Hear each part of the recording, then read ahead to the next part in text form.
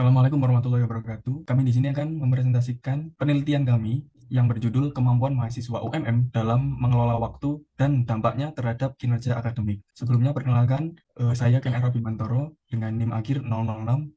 Dan perkenalkan saya Ahmad Qoyim dengan NIM 286. Dan saya Muhammad Hairul Umam dengan NIM akhir 448. Baik, sebelumnya latar belakang penelitian kami ini mengangkat permasalahan mengenai pengaruh manajemen waktu terhadap IPK mahasiswa yang merupakan isu penting dalam konteks pendidikan tinggi. Hasil penelitian menunjukkan bahwa manajemen waktu yang efektif berkontribusi secara signifikan terhadap peningkatan kinerja akademik mahasiswa. Meskipun begitu, terdapat variasi dalam kemampuan manajemen waktu di antara mahasiswa. Temuan ini menegaskan bahwa mahasiswa yang mampu mengelola waktu dengan baik cenderung memiliki IPK yang lebih tinggi. Baik, di sini kami menggunakan metode penelitian dengan metode kuantitatif dengan pengumpulan data melalui kuesioner dan data akademik serta analisis statistik untuk menguji hipotesis. Lalu untuk goals atau tujuan kami ialah untuk menganalisis kemampuan mahasiswa UMM dalam mengelola waktu, mengidentifikasi faktor-faktor yang memengaruhi manajemen waktu, mengetahui dampak manajemen waktu terhadap kinerja akademik, dan juga memberikan gambaran pengaruh pengelolaan waktu yang efektif terhadap pencapaian akademik. Lalu untuk cakupan sampel yang kami targetkan, itu kita mencakup populasi mahasiswa aktif UMM semester ganjil. Lalu untuk sampelnya kami ambil 100 responden yang diambil dari mahasiswa yang telah menyelesaikan minimal satu semester dan juga diambil dengan menggunakan purposive sampling. Berikut ini ialah visualisasi data mahasiswa yang terkendala atau mengalami kesulitan dalam manajemen waktu. Bisa dilihat bahwa terdapat 68,8% mahasiswa yang kesulitan dalam mengelola waktu dan sisanya 31,2% tidak mengalami masalah tersebut. Next, ada visualisasi data mahasiswa yang terkendala. Dan hasil analisis kami menunjukkan bahwa proporsi mahasiswa bahwa 70% responden sering menyelesaikan tugas akademik tepat waktu. Next. Saya melanjutkan dari teman saya. Yang pertama adalah untuk uji validitas. Untuk uji validitas sendiri, di sini kami menggunakan Microsoft Excel yang mana semua butir pertanyaan yang diajukan kepada para responden itu adalah valid karena dia melebihi dari nilai ruang tabelnya, yang mana untuk 100 responden ruang tabelnya itu adalah 0,197 atau 0,5%, 0,5% dari responden. Yang mana semua butir pertanyaan yang kami ajukan itu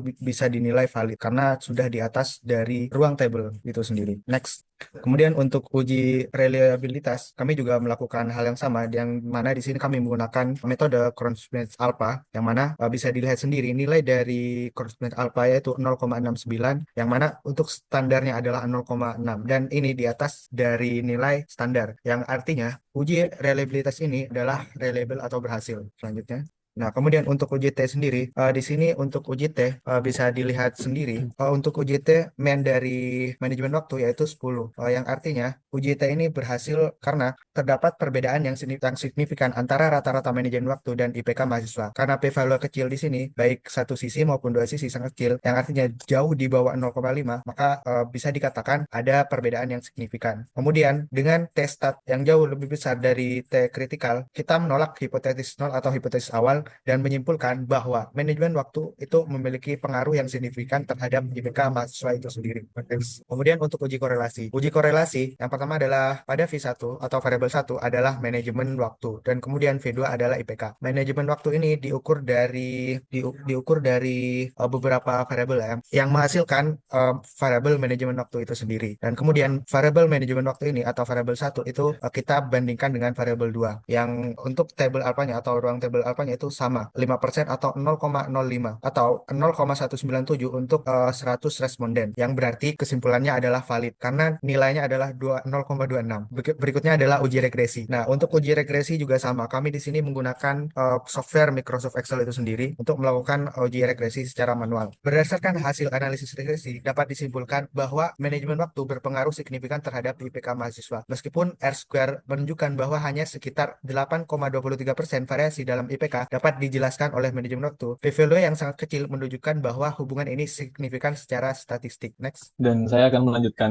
dari teman saya. Jadi hasil dari analisis deskripsi, berdasarkan hasil analisis deskripsi dapat disimpulkan bahwa mahasiswa menunjukkan komitmen yang tinggi terhadap studi mereka dengan rata-rata waktu belajar mencapai 10 jam per hari. Jadi rata-rata IPK yang diperoleh yaitu 3,5 atau 3,5 yang mencerminkan kinerja akademik yang baik di kalangan responden. Variasi yang terlihat dalam manajemen waktu menunjukkan bahwa meskipun sebagian besar mahasiswa mampu mengelola waktu dengan baik, masih ada kelompok yang mungkin memerlukan dukungan lebih lanjut dalam hal ini. Hasil distribusi frekuensi juga menunjukkan bahwa manajemen waktu yang baik berkontribusi positif terhadap pencapaian IPK yang memuaskan. Jadi temuan ini menegaskan pentingnya keterampilan manajemen waktu dalam mendukung prestasi akademik mahasiswa, serta memberikan dasar yang kuat untuk analisis lebih lanjut mengenai hubungan antara kedua variabel tersebut. Lalu kemudian ada hasil analisis inferensial. Jadi hasil analisis inferensial dalam penelitian ini menunjukkan bahwa adanya hubungan yang signifikan antara manajemen waktu dan IPK mahasiswa. Melalui uji korelasi Pearson diperoleh koefisien korelasi sebesar 0,286 yang mengindikasikan adanya hubungan positif antara kedua variabel. Meskipun hubungan ini tidak terlalu kuat, p-value yang diperoleh dari analisis menunjukkan bahwa nilai yang sangat kecil di bawah 0,05 yang mengindikasi bahwa hubungan tersebut signifikan secara statistik. Selain itu, analisis regresi menunjukkan bahwa setiap peningkatan satu unit dalam manajemen waktu berhubungan dengan peningkatan IPK sebesar 0,085, menegaskan bahwa manajemen waktu yang baik dapat berkontribusi pada peningkatan kinerja akademik. Lalu hasil uji T juga mendukung temuan ini dengan perbedaan rata-rata IPK yang signifikan antara mahasiswa dengan manajemen waktu baik dan buruk. Jadi kesimpulannya yaitu penelitian ini mengungkapkan bahwa kemampuan dalam mengelola waktu secara efektif memiliki pengaruh yang sangat besar yang signifikan terhadap kinerja akademik mahasiswa di Universitas Muhammadiyah Malang. Melalui proses uji validitas dan reliabilitas tersebut, kuesioner yang digunakan untuk menilai kemampuan manajemen waktu mahasiswa terbukti valid dan dapat diandalkan. Analisis yang dilakukan yaitu menunjukkan bahwa mahasiswa yang dapat mengatur waktu dengan baik cenderung meraih prestasi akademik yang lebih tinggi dan mengalami penurunan tingkat stres dan meningkatkan konsentrasi saat belajar. Terima kasih, sekian presentasi dari kami. Kurang lebihnya mohon maaf. Wassalamualaikum warahmatullahi wabarakatuh.